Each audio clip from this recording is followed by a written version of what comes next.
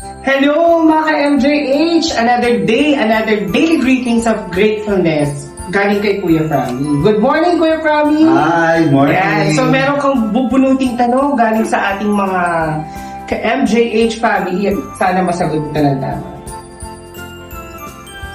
Okay.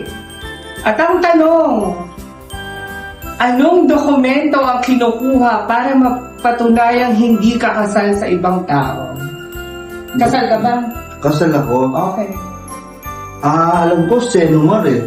Senomar! Ang galing!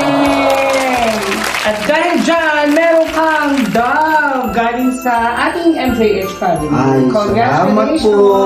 Salamat.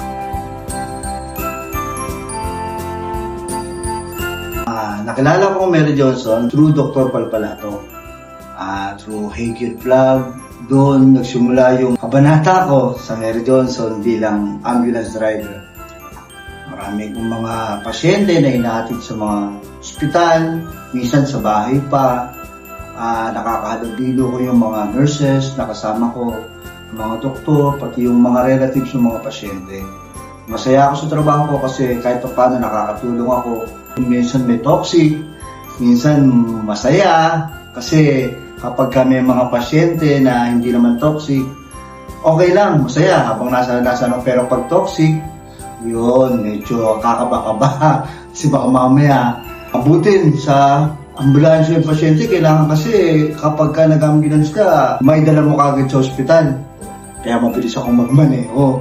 Sa loob ng 8 years, may mga bagay akong naranasan na may mga pasyente kami na delikado, yung medyo toxic ang pasyente. Minsan nga huminto kami sa daan dito sa may Anda Circle. Kasama ko yung mga doktor at saka yung mga nurses dahil sa nag-DOB yung pasyente, nahirapan huminga. So ang ginawa namin, nag-code kami mismo dun sa ambulance ng hindi ko naman siguro mga ilang minuto para lang ma-revive namin yung pasyente hanggang sa matapos yun, dire-diretso na kami sa PGH kasi doon kami pupunta dahil doon namin ihahatid yung pasyente. Ayun, ano nangyari? Halos liparin ko yung PGH para lang madala namin kaagad yung pasyente kasi sobrang toxic. Pero sa awa ng Diyos, nakaraos kami. Naging blessing sa akin ng Mary Johnson kasi marami akong nakilala. Nakakilala ako ng mga doktor, mga nurses. Sa family naman, syempre, kapag may mga sakit ang mga anak ko, alam ko na kagad kung sinong doktor yung pupuntahan ko. Hindi na ako namimili pa, kasi eto specialista rito, eto dapat kong lapitan. Hindi na ako yung magtatanong pa kung sinong doktor. Tsaka syempre, yung family ko, yung mga anak ko. Yung anak ko, sa katas ng Mary Johnson, dito ako nagtrabaho, nakapagpatapos ako ng pag-aaral. Maraming blessing dahil sa bukod sa pagpapatapos ko, yung course pa nung anak ko, pharma di ba? Naka-relate yun sa hospital pa rin. Yun ang isa sa mga bagay na nangyari sa amin, hindi lang sa akin. Ang hindi ko makakalimutan sa Mary Johnson, marami akong natutunan. Natuto akong makisama sa mga doktor, sa mga nurses, tsaka yung mga bagay na kapag may sakit ka, alam mo na kagad. Siyempre, blessing yun.